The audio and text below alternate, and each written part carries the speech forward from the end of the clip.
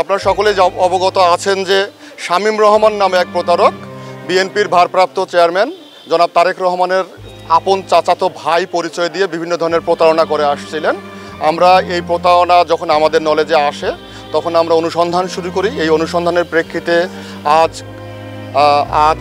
আমরা সকালবেলা ঢাকার উত্তরা 4 নম্বর সেক্টর থেকে তাকে ধরতে সক্ষম হই এবং অলরেডি তার নামে মামলা রুজু করা হয়েছে। যখন তাকে গ্রেপ্তার করা হয় তার কাছ থেকে প্রায় 10-12টি বিভিন্ন কোম্পানির সিম জব্দ করা হয়। এছাড়াও প্রায় 4টি ডেবিট কার্ড ক্রেডিট কার্ড তার সাথে ছিল। তিনি বিভিন্ন ব্যাংকের চেক তার কাছে ছিল তার সিগনেচারে জালিয়াতি করার জন্য।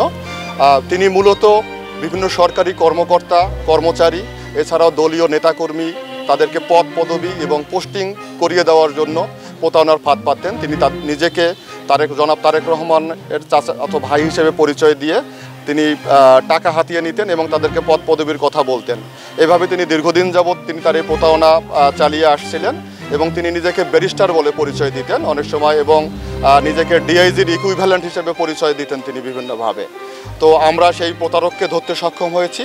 এই প্রতারণার সাথে আরও কেউ জড়িত আছে কি না আমরা তাদেরকেও তদন্ত সাপেক্ষে গ্রেপ্তারের ব্যবস্থা করব। বিভিন্ন ভুক্তভোগী আমাদের কাছে অভিযোগ দিয়ে আসছিল যে এইরকম একটা মোবাইল নাম্বার দিয়ে যে এই নাম্বার থেকে একজন লোক জনাব তারেক রহমান সাহেবের চাচাতো ভাই হিসেবে পরিচয় দিয়ে তাদের সাথে এরকম প্রতারণা করে আসছে। প্রাথমিকভাবে আমরা মৌখিক অভিযোগের ভিত্তিতে আমরা বিষয়টি নিয়ে অনুসন্ধান শুরু করি এবং অনুসন্ধানের প্রেক্ষিতে আমরা এর সত্যতা পাই।